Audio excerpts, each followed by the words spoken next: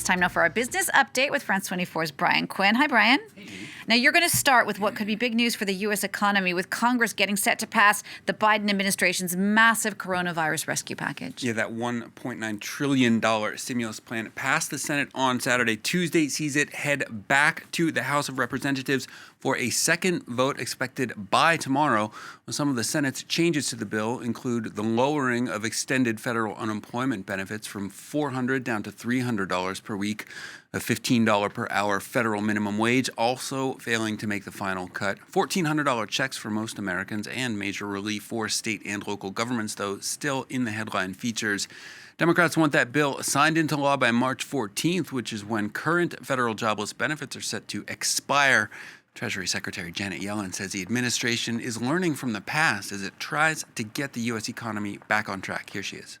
A long year. I think there's a prospect that with an all-out effort on vaccination and reopening schools, that we can really get the labor market back on track later this year or next year to, avoid what we had after the financial crisis, which was almost a decade before the economy ever got back to full employment. Brian, tell us about the markets today. Gina, European indexes are gaining ground in Tuesday trade as investors hope for a quickening economic rebound.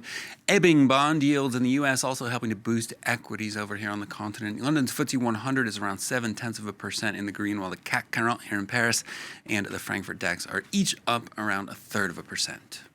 Next, the OECD, the Organization for Economic Cooperation and Development, has just released its latest projections for the global economy, and they're looking fairly optimistic. That's right. It was just about a year ago, in fact, that the OECD released its first economic outlook in which the COVID-19 pandemic took center stage. Well, since then, the global economy has shrunk by over 4%.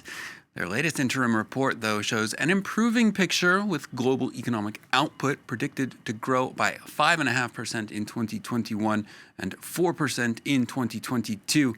Global GDP expected to surpass pre-pandemic levels in the middle of this year. With us now to break down some of the details in that outlook is its author, OECD's chief economist, Laurence Boone. Thanks so much for joining us, Laurence. The top line of this outlook is pretty optimistic, but you are pointing out also some significant remaining risks around both vaccines and fiscal policy. What are the policy prescriptions for strengthening the recovery that you see? So we've upgraded our projections for two main reasons. One is because the health situation starts to improve, in particular with vaccination in some countries. And the other is the US fiscal stimulus. Now, the risks are really related to vaccination. Slower vaccination, meaning less reopening of the economy, would impact even more some emerging market or countries with a high share of tourism. So the main message today on those risks is vaccine faster and vaccine more widely. Well, one of these areas that relies heavily on tourism that we can think of here would be the European continent itself. This continent has committed a lot of fiscal resources. It's also had a pretty slow vaccine rollout, you would say. Do you think the continent's going to need more stimulus given the slow pace of vaccinations here? So that's a very good question. What we are precisely saying is it's the combination of vaccination and fiscal support that will allow the economy to rebound.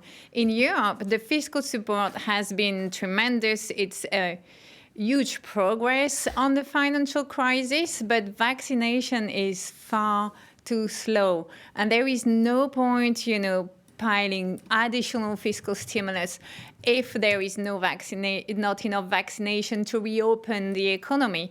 What you have in the US, by contrast, is fast vaccination, an economy reopening, and the fiscal support.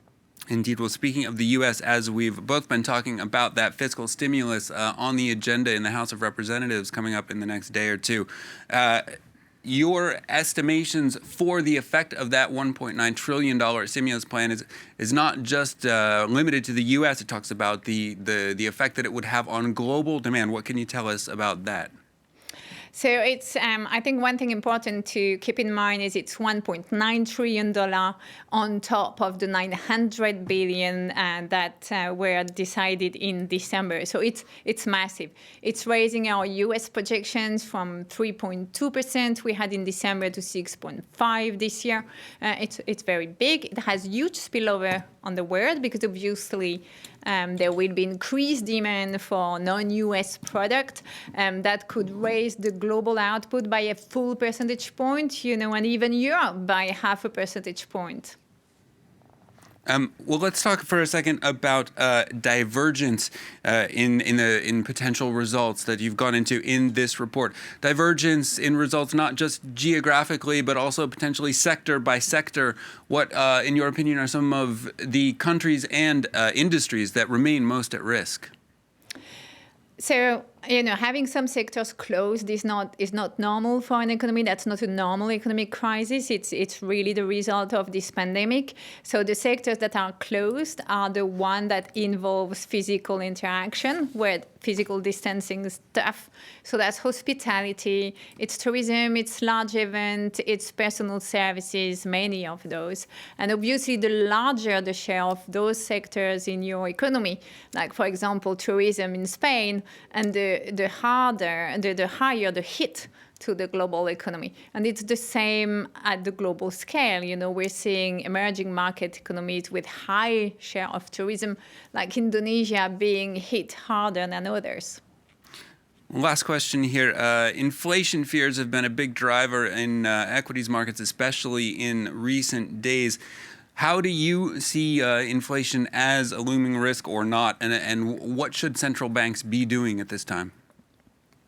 So, commodity prices have started increasing, like oil prices. We're seeing some tensions in some sectors, like shipping or semiconductor. It's also some food products. With the reopening of the economy and the rebound, we could see some temporary rise in inflation.